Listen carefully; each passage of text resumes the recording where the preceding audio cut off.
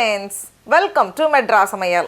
இன்னைக்கு நம்ம மெட்ராஸ் சமையல்ல அச்சு முறுக்கு எப்படி பண்றதுன்னு பார்க்கலாம். இது பண்றதுக்கு ஃபர்ஸ்ட் வந்து நம்ம அரிசி ஊற வைக்கணும். அதுக்கு நான் இன்னைக்கு வந்து 1/2 கிலோ பச்சரிசி எடுத்துர்க்கேன். இது வந்து நமக்கு 2.5 கப் வரும். இது வந்து 2-3 வாட்டி தண்ணியில நல்லா அலசி சுத்தம் பண்ணி எடுத்துட்டு வந்திருக்கேன். இப்போ இதுல வந்து தண்ணி சேர்த்து 1.5 ல இருந்து 2 மணி நேரம் போல ஊற வச்சுக்கோங்க. இருக்கட்டும். இப்போ நம்மளோட அரிசி பார்த்தோம் அப்படின்னா நல்லா ஊறி ரெடியா இருக்கு. நான் வந்து கிட்டத்தட்ட 2 மணி நேரம் போல வச்சிருந்தேன். இப்போ இந்த தண்ணியை ஃபுல்லா வடிகட்டிட்டு இதை வந்து ஒரு துணியில் வந்து நம்ம மாற்றி வச்சிடலாம். மாற்றிட்டு இந்த மாதிரி விரித்து வச்சுக்கோங்க. ஃபேனுக்கு கீழே வந்து ஒரு 15-20 நிமிஷம் போல் இருக்கட்டும்.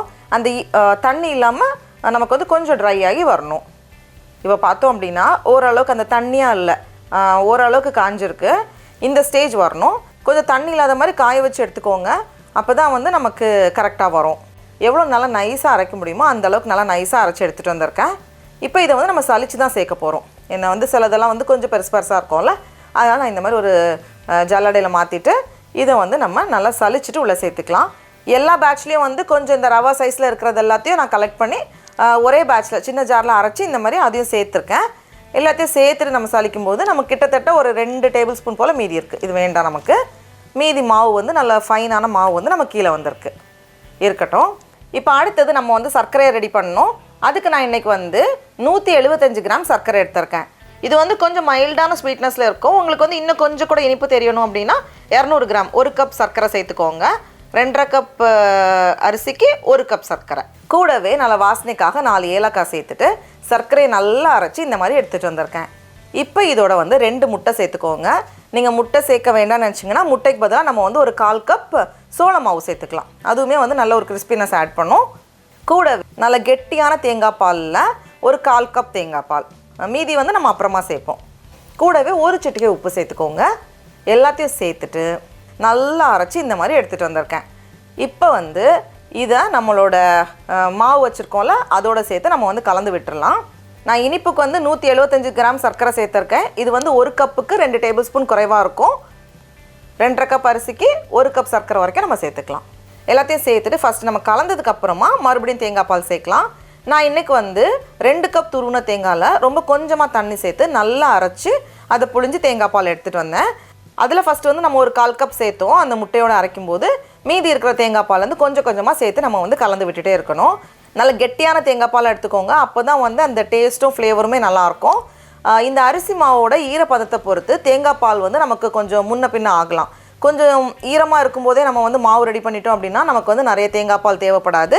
ரொம்ப ட்ரை ஆனதுக்கப்புறம் நம்ம அரைச்சோம் அப்படின்னா நமக்கு வந்து இன்னும் கொஞ்சம் கூட தேங்காய் பால் தேவைப்படும். இப்போ இதில் வந்து கொஞ்சமாக ஒரு 1/2 டீஸ்பூன் போல் எள்ளு, இது வந்து ஆப்ஷனல் தான். மாவு வந்து நமக்கு வந்து ரொம்ப கெட்டியாக இருக்கக்கூடாது, அதெல்லாம் ரொம்ப தண்ணி ஆகிடக்கூடாது. நான் வந்து கிட்டத்தட்ட 1 கப் தேங்காய் பால், நல்ல கெட்டியான தேங்காய் பாலில் 1 கப் தேங்காய் பால் சேர்த்துருக்கேன். கொஞ்சம் முன்ன பின்ன ஆகலாம், அதனால ஃபஸ்ட்டு வந்து கொஞ்சம் குறைவாக சேர்த்துட்டு அதுக்கப்புறமா எக்ஸ்ட்ரா சேர்த்துக்கோங்க. இப்போது நான் வந்து எண்ணெயை வந்து கொஞ்சம் சூடு பண்ண வச்சுருக்கேன்.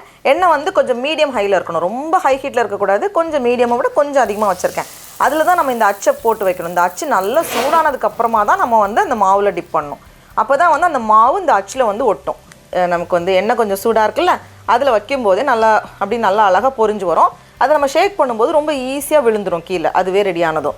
ஒரு வேளை கீழே விழலை அப்படின்னா நம்ம வந்து ஒரு இல்லை ஃபோர்க் ஏதாவது வச்சு நம்ம லேசாக அதை தள்ளி விட்டுட்டோம்னா நமக்கு வந்து கீழே அழகாக விழுந்து பொரிஞ்சிடும். மறுபடியும் இந்த அச்சியை வந்து இந்த எண்ணெயில் தான் போட்டு வைக்கணும். அப்போ தான் வந்து அது சூடாகும் போது தான் நமக்கு வந்து அந்த மாவு ஒழுங்காக பைண்ட் ஆகும். அதனால இந்த அச்சை நான் இங்கேயே வச்சுருக்கேன். இது கீழே கொஞ்சம் செட் ஆனதுக்கப்புறமா நம்ம திருப்பி போடலாம். திருப்பி போடுற சைடு வந்து டக்குன்னு ரெடி ஆகிரும். ஏன்னா அது வந்து கொஞ்சம் ரொம்ப மெல்லிசாக தானே இருக்கும், அதனால் அது ஃபாஸ்ட்டாக ரெடி ஆகிரும். இப்போ இந்த மாதிரி ஃபாஸ்ட்டாக ரெடி ஆகிடுச்சோன்னா மறுபடியும் திருப்பி போட்டுட்டு நம்ம வந்து எடுத்துடலாம். இதை வந்து நம்ம அப்சைட் டவுனில் தான் எடுக்கணும். அப்போ தான் வந்து எண்ணெய் ஏதாச்சும் இருந்துச்சுன்னா நமக்கு வந்து வடிகிறதுக்கு ஈஸியாக இருக்கும். வச்சுட்டு நல்லா ஒரு 2-3 தடவை தட்டிட்டோன்னா நமக்கு வந்து வடிஞ்சிரும். இப்போ மறுபடியும் நம்மளோட அச்சு நல்லா சூடானதும் நம்ம அந்த மாவில் டிப் பண்ணும்போதே ஸுன்னு சவுண்டு வரும். அந்த சூட்டில் அந்த சவுண்டு நம்ம கேட்கும். அப்புறம் ஒரு 3 செகண்ட் போல் நம்ம வச்சுட்டு எடுக்கும்போது நமக்கு தேவையான மாவு ஒட்டிடும். அதே நேரம் எண்ணெயோட டெம்பரேச்சரும் நம்ம பார்த்துக்கணும். ரொம்ப ஹை ஹீட்டில் இருந்துச்சுன்னா அப்படி உள்ளே சேர்த்து கரிஞ்சு போன மாதிரி ஆயிரும். அதனால நம்ம கொஞ்சம் அதை அட்ஜஸ்ட் பண்ணி அது நிதானமாக கோல்டன் ப்ரௌன் கலர் வர்றது வரைக்கும் பொரிய வச்சு எடுக்கிற மாதிரி நம்ம வந்து அந்த டெம்பரேச்சரை அட்ஜஸ்ட் பண்ணி வைக்கணும். ஒருவேளை இது வந்து பிரியுது ஒழுங்காக வரல அப்படின்னு நினச்சிங்கன்னா இதில் வந்து கொஞ்சமாக மைதா மாவு அப்படி இல்லைனா சோள மாவு சேர்த்து நம்ம வந்து கலந்து இதை வந்து நம்ம ரெடி பண்ணலாம். நான் எதுவும் சேர்க்கலை. ஒருவேளை பிரிஞ்சுது அப்படின்னா நம்ம வந்து அதை வந்து சரி பண்ணிக்கலாம். இதில் வந்து நமக்கு ஒரு 30 பீஸ் கிட்ட கிடைக்கும். 28லேருந்து 30 பீஸ் கிட்ட கிடைக்கும். இது வந்து இந்த மாதிரி பபிள்ஸ் அடங்கினதுக்கப்புறமா வெளியே எடுக்கணும். அதே மாதிரி தான் ரெடி ஆனதும் இதை வந்து நல்லா தட்டிட்டு தூக்கி வெளியே வச்சிடலாம். இந்த அச்சு வந்து நல்லா சூடானதுக்கப்புறமா தான் நம்ம வந்து மாவில் டிப் பண்ணணும். இல்லைனா வந்து அந்த மாவு வந்து ஒழுங்காக இதில் வந்து பைண்ட் ஆகாது, அந்த அச்சில் ஒட்டாது. இது மாதிரி ஃபஸ்ட்டே வந்து நம்ம ஒரு குட்டி பாத்திரத்தில் மாற்றிட்டு டிப் பண்ணி ஃப்ரை பண்ணுறதுனா பண்ணலாம். ஏன்னா அகலமான பாத்திரம்னா கடைசி ஸ்டேஜில் வந்து போதுமான அளவு ஹைட் வந்து இருக்காது ஒட்டுறதுக்கு இந்த மாவில். அதனால இந்த மாதிரி கொஞ்சம் குட்டி பாத்திரத்தில் மாற்றிட்டோம் அப்படின்னா நமக்கு வந்து அந்த ஹைட் வந்து ஈஸியாக இருக்கும் எடுக்கிறதுக்கு.